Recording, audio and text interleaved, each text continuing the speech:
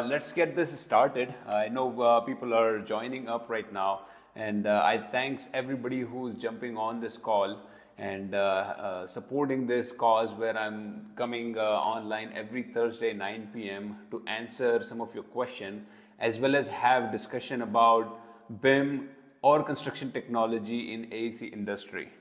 So I see 8 people have joined. So thank you again for joining and listening to me. I know most of you are from different part of the world, and I don't know where the time zone where you guys are located. I am currently located in India, so it's 9 p.m. and I would love to have you guys asking questions, or have anything for discussion. I already have some pre-qualified question that people have sent me. They have DM'd me earlier, so I'm going to answer those first. As well as feel free, if you guys have any questions in the audience, feel free to raise your hand and I would invite you to come on the stage and then I get to answer your question. So again, let's get this call started. The first question I am going to answer today is about drones. So a question came to me about that why one should use drone in construction and what is the best way of learning this technology, like where somebody can go and learn about drones in construction. So in my experience, so I'm actually a certified drone pilot license in US. I did my certification back in 2016. It's called Part 107 is the test, and then the certificate that comes, it's a license basically that you're certified to fly a drone anywhere in US. So first of all, let's answer about why drones are now coming in construction and what you can do with drones. So I'm going to talk with US and obviously we'll expand that all over the world. So in US, in my experience, drone industry is becoming larger and larger. And especially when we talk in terms of AEC, its adoption have started in recent year and now gaining traction a lot. So the first use case that I got drone hands-on experience is of doing a photogrammetry or surveying using the drone. So photogrammetry is a technology, it's not new but has been used for many years. The perfect example would be Google Maps. So Google use photogrammetry to create the 3D image. You might have seen in some country it's available where you can turn the map and it becomes a 3D photogrammetry image or 3D model. Same exact concept apply in drone as well, where we do survey using drones and photogrammetry services. I have used various different applications. So I've used Pix4D or drone deploys are the big one that I've used in US. We used to go and fly with those application, and then it would convert me a orthomosaic and that map would be used for surveying. So this is the first application that I have hands-on experience, but it's not limited to that anymore now. Drones are actually getting used in various other applications within AEC as well. Another big one that I had experience with is doing inventory check using drones. So if we imagine there's a big warehouse that has tons and tons of inventory stocked into it, and it's very hard to do a quick calculation or quick inventory check on how much materials is in a warehouse. Now with the RFID and with drone sensor, it has become very easy, and I've seen that in my with my eyes as well. I've seen that firsthand, where there was a yard which had like bunch of material in it, and a drone was just literally flying, and it was capturing all the data, all the RFID tag that was assigned to the material, and it was collecting real time and sending information back to the laptop or to the back office where it was suggesting how much of material is available. So that's another big use case that is coming in industry is using the drone to do inventory check. So yeah, that's kind of my quick answer to that question is like how drones are getting used in industry. Again, like I will continue more question on it, but I would love to have question from the audience today. So we got a couple people on the audience. If you guys have any questions, feel free to raise your hand and I would love to answer those questions. Feel free to just jump on the stage and I would invite you to be unmute yourself and talk about it. And that's totally fine. If you guys just want to hang out here, that's totally fine as well and listen to me. but it would become more fruitful if we have good interaction, if we have good interaction, if people are jumping on. See, the whole idea about this weekly call that I'm putting time and energy in is to build this as a community. So Beyond BIM is a page that I've created. We have a group on LinkedIn, and we also have a YouTube channel. And this group, in my idea, we create a community where bunch of us who are in field of AEC, in technology, or in BIM comes together and then contribute and help each other grow in their own career, right? So wherever you are in your journey, in your career, you get to learn from experts who have already gone through it, or we get to learn from you guys that what new trends are out there, what new technology is out there. So I'm also open for that discussion as well, where you guys tell us where the industry is moving or how the trends are going. So again, feel free to raise your hand, and I would love to get you guys on stage and have more discussion on it. While I'm waiting for you guys on response, I'll continue the second question for what has been asked on the drone is how someone can learn this technology and what should one do to adopt drones in their career.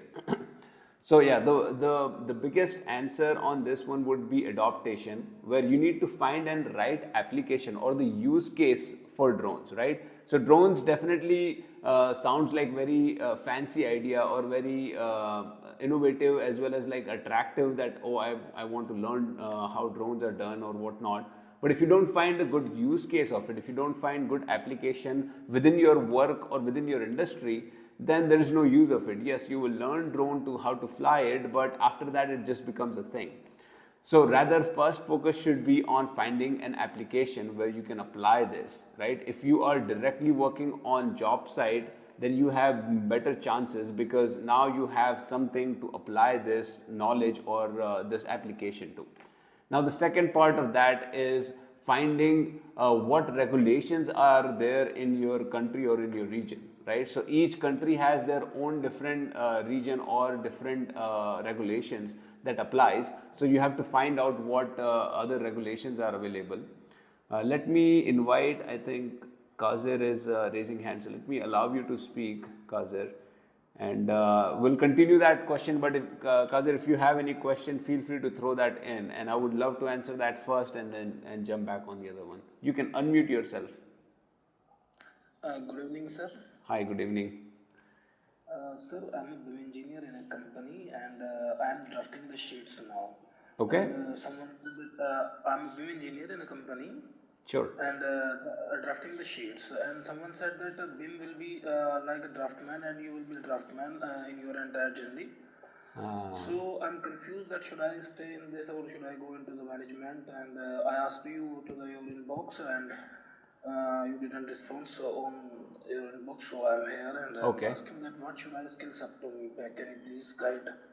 Sure, definitely. That's a great question though, Kazir. I think a lot of people does get demotivated when they hear that BIM is just drafting, right? But let me tell you this, that is not the case, right? BIM is not drafting, right? People do compare though, like who don't have the knowledge or not have the awareness of what it is, they do compare it directly with CAD or drafting, right? So it's usual that people would put you in that category, but don't think about it. They are not aware about it, but the world and the industry is. BIM is not drafting, right? When we say building information modeling, it's basically what you're doing is you're putting information, you're making a model data rich. And we all know that in this world, data is power, right? So whoever owns the data definitely is powerful, right? So in your case, in your own job or in your own company, if you know a lot of data and if you're putting data into a place or a 3D model or an element, then it's powerful, right? Your value is way higher than anybody else like a project manager as well, because even the project manager relies on the data. But if you have that source of data, you have cultivated it, then you become more powerful.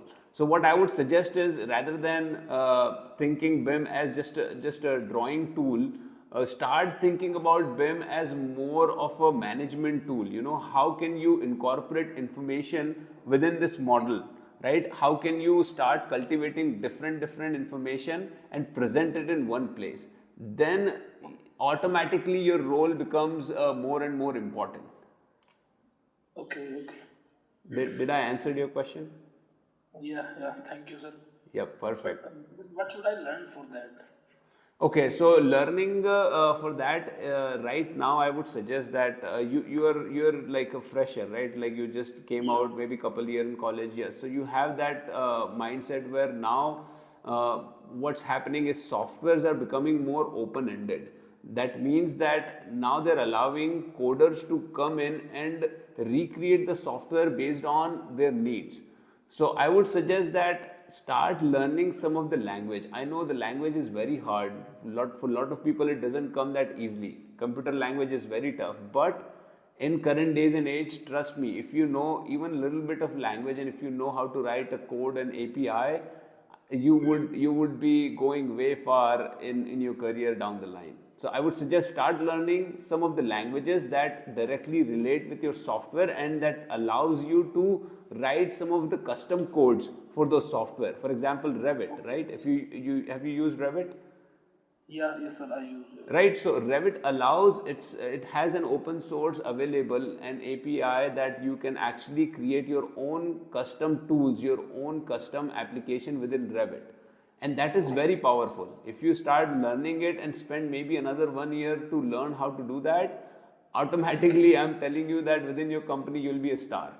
If not, let's say if that becomes very tough, then go and start learning Dynamo. I think Dynamo is another simplified yet underrated program that people don't focus on, but it has so much potential that can actually change your entire process of your whole company. So I would suggest that start learning Dynamo, and Dynamo is actually very easy to learn. Like even myself, I'm not a coder. I don't have language knowledge. I did couple courses, and then I started finding application on how to use it, and automatically I started getting interest in it. But again, the whole point is finding the application to use Dynamo on. See, the problem happens when you start learning Dynamo. You couple courses are really good, like you go and enjoy them, yes, very good, but after a while when you don't practice it, you forget everything. So what I would suggest, when you're learning Dynamo, start practicing, start applying those concepts on what you're doing every day. For example, if you're creating sheets, right, if you're creating 10 sheets, rather than manually creating them, write a script in Dynamo. Even though at the beginning you might find that Dynamo writing a script might take more longer time, but it's a good practice. You're getting into habit of how to apply that application and find the use case out of it. Okay, so that would be my biggest suggestion, is start learning language, or if not, then at least learn Dynamo out of it. Okay, okay. Thank you very much, sir. Thank you so much. I think that was a great question. You know, that was a great insight that you asked. So I'm going to move you down, and I have Pingal again asking. Let me allow you. I think you were there last time as well, and I was not able to answer your questions, right? Yeah, yes, exactly, Ani. I hope you don't mind me No, cutting go you. ahead, please. Yes, so I'm not sure if you remember, but we had a couple of chats when you were there in Baker, Okay. and I was with Pinnacle, if that rings a bell.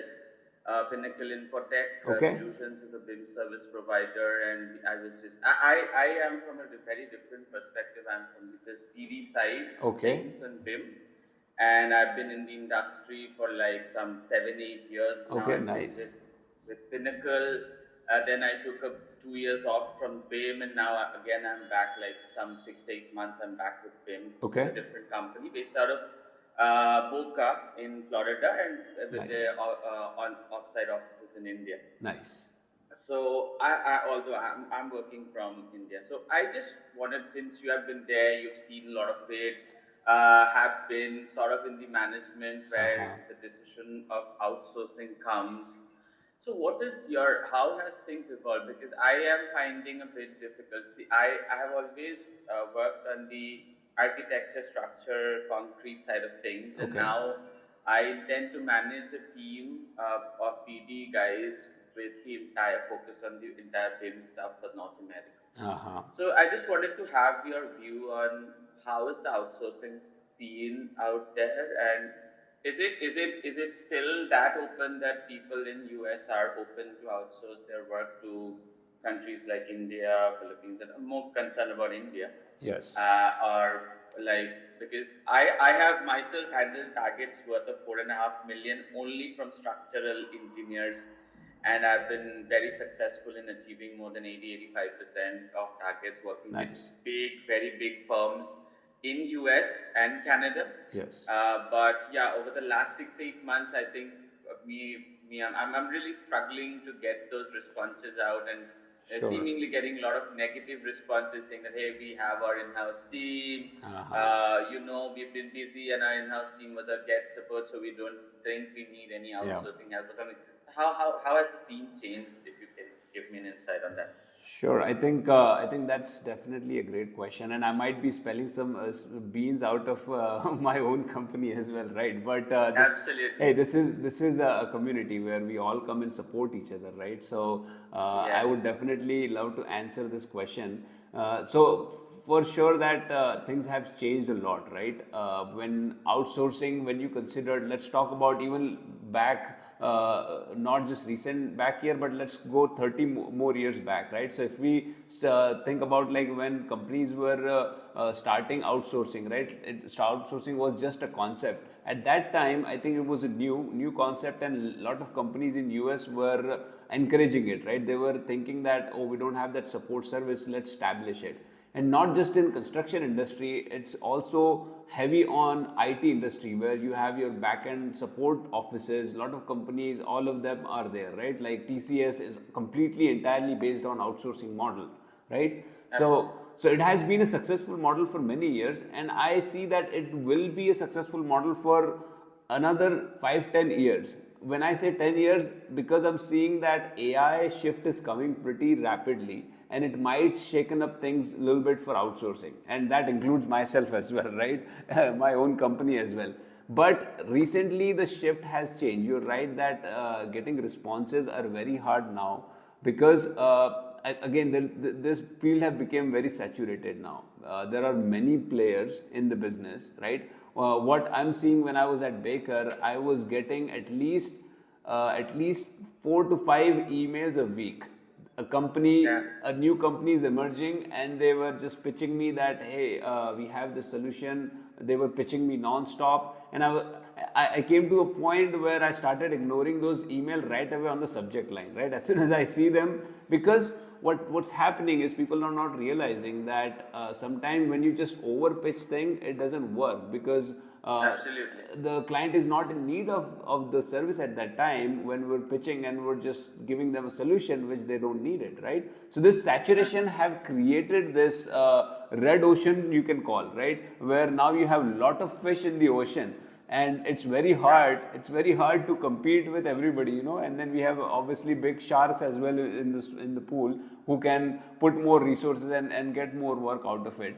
But I would say it's not dead yet. If now we have to become a little bit smarter on how we're approaching the businesses, because even the clients have become smarter. Now they're not so quick and easy to get in, because again, they have been bombarded, they have been spammed by so many companies. Now their tendency has become where like just response no right away, so now we have to change our strategies, and I'm pretty sure you're in BD, you might have your own strategies. We can have like a separate discussion on this, and think about what strategies that are coming out and out.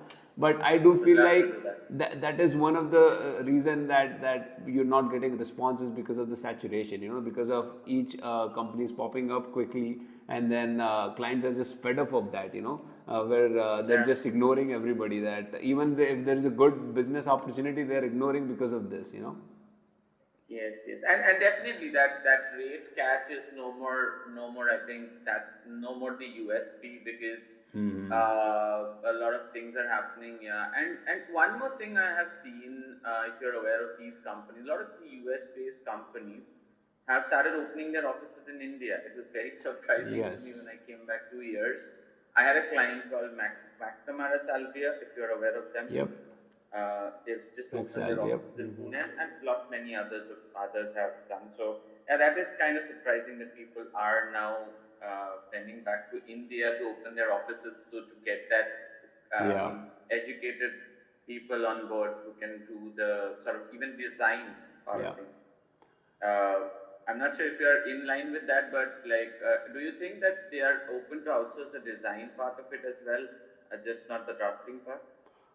To be honest, I'm not 100% aware on what type of office they've opened, but you are right that many companies have started their back-end support offices now in India because they get certain advantages, right? Like instead of going to a third company and then paying a certain amount of fee and which they don't have enough control over, it brings an advantage for a company, a larger company who can afford it. They can easily have a back-end office here in India, and which is actually great for Indian economy, because Absolutely. when you have these big companies coming and investing, that creates a lot of opportunity, that creates a lot of jobs, right?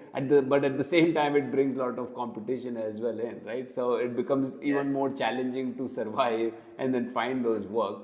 But yeah, you're right. There are companies that have gone into this criteria. Yeah. Sure, man. Thank you so much. Thank you so much Yeah, for no. answering the question. Thank you for jumping on the stage. I think this is great insight as well, and we might be in the same boat. We might have a couple more discussion offline as well. Yeah, let's maybe I'll love to talk to you on this, and maybe you can give me more insights about, because you have been there, you've seen a lot of things. Sure. I unfortunately had chances to travel, but going to COVID and all happened, so Yeah. couldn't travel. But looking forward to. But yeah, would definitely love to have more Definitely, insights. definitely. Again, Thank you so thank much. you for that question. Thank you. All Take right, care. I'm going to move you down to the listening mode. That was great, Pingal. I think this is great. This is what we wanted on these calls, is to have these fruitful discussion. These have some knowledge bases sharing each other, and this is community ideas, all of that. I want, because I've seen many years. I've seen that there is no such place for BIM guys where we can be open and honest and share each other's information, as well as share each other's even greed as well, that hey, we're not getting acknowledged in the company. And I've been through within myself as well, within my career as well, I've been through a time where BIM was no thing, and I struggled to find people, or I struggled to find a place where I can go and talk, and then people have like-minded, they can listen and suggest me some ideas. So that's why this BIMly as well as this Beyond BIM came out of. It came out of my idea of creating the space for all of us where we can be free, we can be talking to each other and sharing and expressing our feelings as well as getting more ideas. So again, thank you for jumping on. I know we are short on the audience today, but I would love that you guys spread more awareness about it and consider this more as your own community. That's how communities are formed, where you start connecting yourself with it, and then you start making changes. Even if one person brings another person in, that how you can grow this community in. And the whole agenda is very simple. It's just to create a space where we can bring in knowledge base, we can share ideas, and we can share information. So I think I'll close the call today. I think we had good discussion. So I would end the call today here. So I think I'll close the call today. I think we had good discussion. So I would end the call today here. And again, thank you everybody who jumped on the call. I thank everybody. And just stay tuned. I will be posting all these videos again on my YouTube channel and then also on my LinkedIn. So feel free to follow me and subscribe the channel so you get that information. And would love to see you guys on next Thursday as well. Thank you again. Have a good night.